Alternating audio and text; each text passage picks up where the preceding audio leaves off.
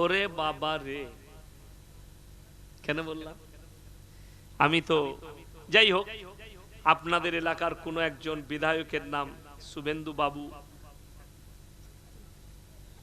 দু জায়গায় দাঁড়িয়েছেন, কি বলবেন? আমি তো বলবো জিতে যাক, আবার কি বলবো? আমাকে যদি দোয়ার জন্য বলে, যেই বলবে, যে প্রার্থী বলবে যে আমার জন্য দোয়া করুন, আমি দোয়া করবো আল্লাহ জিতিয়ে দাও। বাকি তো আল্লাহর ফাইসালা। ফাইসালা কার? আল্লাহ। কোনো অসুবিধা নেই, কি বুঝলেন? তবে আমি বলবো যে মানুষকে ভালোবাসতে শিখুন, মানুষের সঙ্গে সৎ ব্যবহার করুন, যে এমএলএ হোক মানুষের সেবা করুন, এতটুকু বলবো। শুনেলেন? যারা নিজেকে শক্তিশালী বলছো, আমি আপনাকে অত দূরেও নিয়ে যাব না। আমাদের জেনারেশন, এখন যারা আমাদের বাপ দাদু বেঁচে আছেন, আমাদের কচি কাঁচা যারা বালিগ হয়ে গেছে, তারাও দেখলো, যাদের হাতে মোবাইল পৌঁছে গেছে তারাও দেখলো 2023 থেকে 2026 সাল 4টা অত্যাচারী শাসককে আল্লাহ দেশ ছাড়া করেছে বেইজ্জতি করে।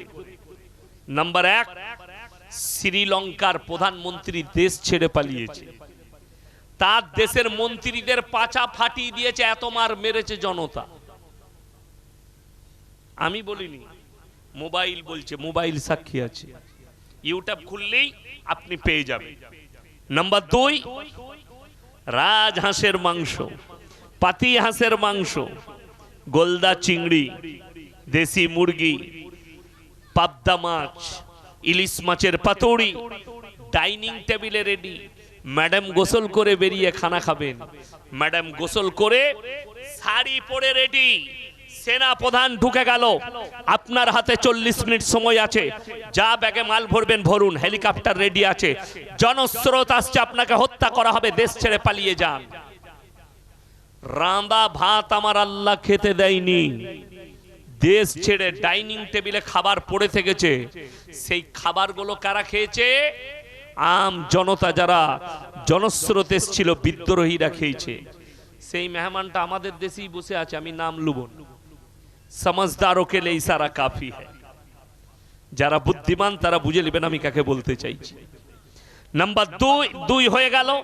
নাম্বার 3, বাশার আল আসাদ, সিরিয়ার প্রেসিডেন্ট, দেশ ছেড়ে পালিয়েছে তার পরিবার নিয়ে, তাকে বিদ্রোহীরা হত্যা করে দিত, বেইজ্জতি করে পালাতে হয়েছে, বেইজ্জতির সাথে।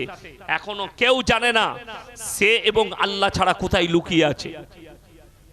তার গোডাউনে 4,500 কোটি টাকার গাড়ি পড়ে আছে, দেশ ছেড়ে পালিয়েছে। এই সিরিয়াটা জানেন কোন দেশ? সিরিয়াটাই কিয়ামতের যতগুলো বড় আলামত আছে, সিরিয়াটাও জড়িয়ে আছে একটা আলামতের সাথে। ভালো করে শুনবেন। সিরিয়ায় দামাস্কের মসজিদ 27 বছর তালা মেরে রেখেছে এই বাশার আল আসাদ, নামাজ হতে দেয়নি। বিদ্রোহীরা তাকে দেশ ছাড়া করে নামাজ শুরু করেছে, সেই মসজিদে তালা ভাঙা হয়েছে।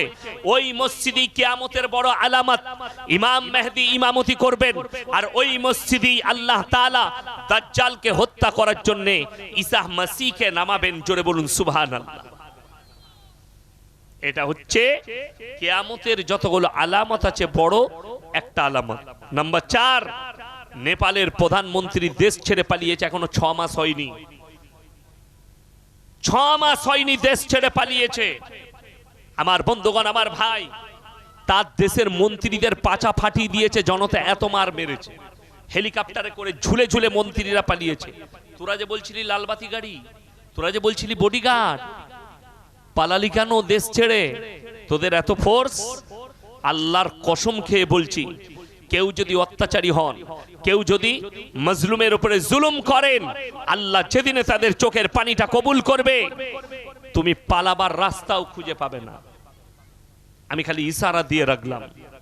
ওই জন্যে আল্লাহ কেউ কি টাকা দেখ, শক্তি দেখ, পয়সা দেখ, পদ দেখ, অহংকার করবেন না। আমার আল্লাহ অহংকারীকে পছন্দ করেন না। কেউ অহংকার করবেন না। আল্লাহ জ্ঞান দিয়েছে, আল্লাহ কিছুই দাওনি, তুমি সব কিছু দিয়েছো। আল্লাহ বল দিয়েছে, আল্লাহ আমাকে শক্তি দিয়েছো, আমি যেন এই শক্তি মানুষের উপকারার্থে কাজে লাগাতে পারি। মানুষের সেবায় কাজে লাগাতে পারি। আল্লাহ তুমি আমাকে অর্থ দিয়েছো, সম্পদ দিয়েছো, এটা যেন আমি গরিবের সেবায় কাজে লাগাতে পারি, দিনের রাস্তায় খরচ করতে পারি, এই নিয়ত করুন। অহংকার করবেন না। মানুষের অহংকার কিসের? কোরআন কি বলেছে জানেন? আজকে আমি যে ইয়াসিন ফুটানি করছি, যারা এখানে বসে আছেন, আচ্ছা কেউ বলতে পারবেন যে আমার একটা ছেলে জন্ম নিবে, সে প্রফেসর হবে? কথা বলে না, কেউ বলতে পারবে? বলতে পারবে না। কেন? আল্লাহ কোরআনে বললেন, সূরা দাহর প্রথম আয়াত, হালা তাআলাল ইনসানি হিনুম মিনাদ দাহরি লাম ইয়াকুন শাইয়াম মাযকুরা। হে আমার নবী বলে দাও, তোমাদেরকে দুনিয়াতে পাঠাবার পূর্বে পৃথিবীতে তোমার কোনো অস্তিত্ব ছিল না। তোমার পরিবারে, তোমার এলাকায়, তোমার গ্রামে তোমার কোনো অস্তিত্ব ছিল না। আমি আল্লাহ রাব্বুল আলামিন আমার দয়ায় তোমাদিকে দুনিয়াতে পাঠিয়েছি। এটাকে আল্লাহকে চিনাবার লাস্ট কথা শুনেলেন। আল্লাহর কসম খেয়ে বলছি, পৃথিবীতে যতগুলো জানদার বর্তমানে বেঁচে আছে, যতগুলো মানুষ বেঁচে আছি আমরা, যতগুলো প্রাণী বেঁচে আছে, কেউ আমরা নিজের ইচ্ছাই বেঁচে নেই। আমার আল্লাহর দয়ায় আর আল্লাহর ইচ্ছাই আল্লাহ আমাদেরকে বাঁচিয়ে রেখেছেন। জোরে বলুন সুবহানাল্লাহ। আমার বন্ধুগণ, আমার ভাই, এর পরে আমি বক্তব্য শুরু করব। সবাই হাত তুলে বলুন তো, আমরা আল্লাহকে সবাই বিশ্বাস করি ইনশাআল্লাহ? হ্যাঁ। আচ্ছা, আল্লাহকে বিশ্বাস করলে আল্লাহ সব হুকুম মানতে হবে না? হবে না বাবা? হবে। আল্লাহ যেগুলো নিষেধ করেছেন সেগুলো করা যাবে? করা যাবে না। নন্দীগ্রাম থানা অনেক বড়। এরপর বলুন তো, ইমানদারির সঙ্গে ইসলামী শরীয়তে আমাকে সবাই দাওয়াত দেয় না, আপনারা ভালোবেসে দাওয়াত দিয়েছেন। আমি কিন্তু কারো বাঁয়ে বোয়ানো লোক নয়। কমিটির লোক যদি বলে যে এত কড়া বক্তব্য দিবেন না, নেমে পালিয়ে যাব, আমার গাড়ি রেডি আছে। আমি যদি না হক বলে থাকি, পাশে আলেমরা বসে আছে, এরা বলবে আপনি না হক বললেন, আল্লাহর কসম আমি ক্ষমা চেয়ে নেব যে আমি ভুল বললাম। এই আলেমদিকে সাক্ষী রেখে বলছি, ইমানদারির সঙ্গে বলুন তো, ইসলামী শরীয়তে সুদ খাওয়া জায়েজ তো? হালাল না হারাম?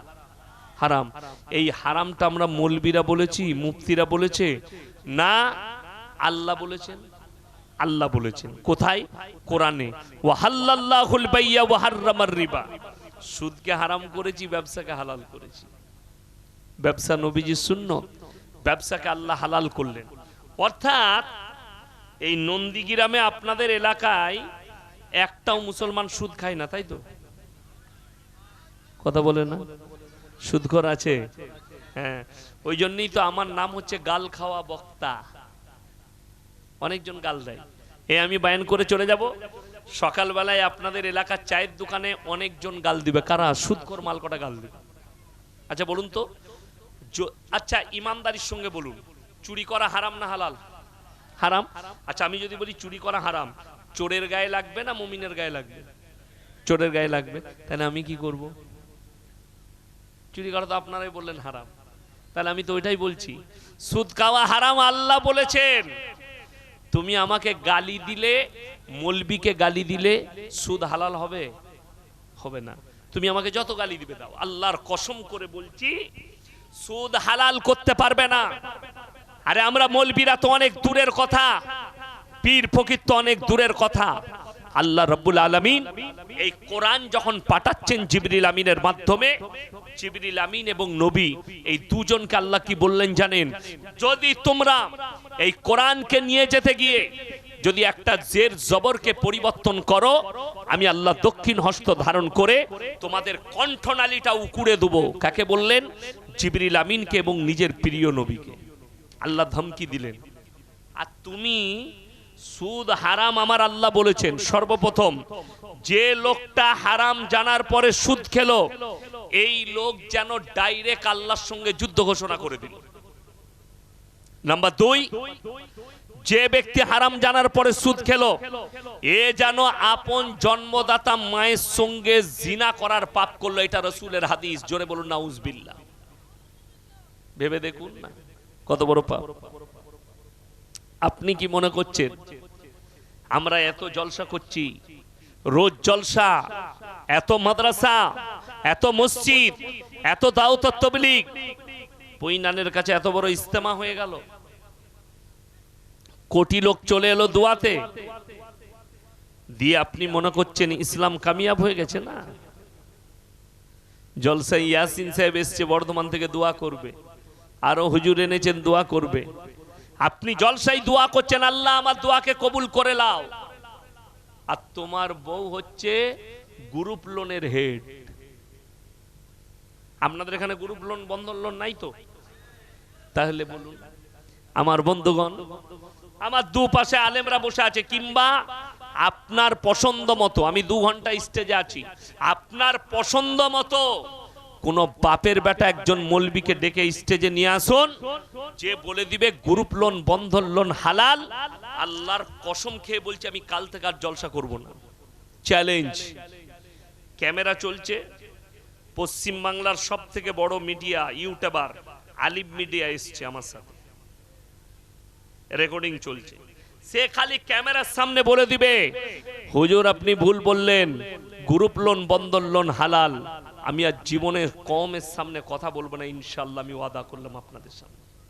কিন্তু ভাই ক্যামেরা বলতে হবে, পেছনে গিয়ে চায়ের দোকানে গাল দিলে হবে না, পেছনে ফটর ফটর করলে হবে না। তোমার মধ্যে যদি ইলম থাকে, তোমার কাছে যদি হাদিস কোরআনের দলিল থাকে হালাল করার, ডাইরেক্ট স্টেজে এসে হালাল করে দাও। আমি আর জীবনে কথা বলবো না। আমার বন্ধুগণ, আমার ভাই, আপনি বলছেন আমি জান্নাতে যাব, অথচ আপনার বউ হচ্ছে গ্রুপ লোনের হেড। আপনি নামাজ তো পড়েন, জানেন রাসূল বলেছেন দাইয়ুস কোনদিন জান্নাতে প্রবেশ করবে না। দাইয়ুস পুরুষকে যে তার বিবিকে বেপর্দা করে রাস্তায় বার করে দেয়, নামাজের দাওয়াত দেয় না, তাকে দ্বীনের উপরে প্রতিষ্ঠিত করেনি, এই পুরুষটা হচ্ছে দাইয়ুস, সে কোনদিন জান্নাতে প্রবেশ করবে না। আপনি টাকার জন্য নিজের বউকে রাস্তায় বার করে দিয়েছেন, গ্রুপ লোন করো, বন্ধন লোন করো। শরীয়তে কে জায়েজ বলল আপনাকে? কোথা থেকে আপনি হালাল করলেন এটাকে? আমার বন্ধুগণ, ইমানদারির সঙ্গে বলছি, মদ গাঁজা হারাম না হালাল? হারাম। আপনাকে আমি নন্দীগ্রাম থানায় দেখিয়ে দেবো, মুসলিম ছেলে মদ বিক্রিও করছে, মদ পানও করছে। ঠিক বললাম না ভুল বললাম? মুসলিম ছেলে, আমি আপনার থানায় দিয়ে দেবো প্রমাণ। চণ্ডীপুরে উঠুন, আমার গাড়িতে চেপে হাই রোডে চাপবেন, আমি নন্দকুমার পর্যন্ত প্রমাণ দেবো। হারামখোর হোটেল চালাচ্ছে, চায়ের দোকান চালাচ্ছে, ভেতরে গাঁজাও বিক্রি করছে, মদ বিক্রি করছে, আমি প্রমাণ দেবো। আমার জানা কথা বলছি, আমি তথ্য নিয়ে জেনে চোখে দেখে তারপরে বলি। কিন্তু অবাক হবেন, এই পশ্চিম বাংলা থেকে, কলকাতা থেকে ভারতবর্ষে 3টে জাতীয় সড়ক বেরিয়েছে। কটা বললাম? 3টে। একটা হচ্ছে মুম্বাই রোড, কলকাতা টু মুম্বাই, যেটা আপনার কোলাঘাট দিয়ে পেরিয়ে যাচ্ছে। আর একটা হচ্ছে কলকাতা টু দিল্লি রোড, যেটা আমার বাড়ির উপর দিয়ে যাচ্ছে। আর একটা হচ্ছে বকখালি ডালখোলা রোড, যেটা আসাম রোড বলা হয়, যেটা মালদা মুর্শিদাবাদের উপর দিয়ে পেরিয়ে যাচ্ছে। এই মুর্শিদাবাদের বহরমপুর পলসন্ডা পার করে হাই রোডের উপরে একটা ধাবা আছে, পাপ্পুদা ধাবা।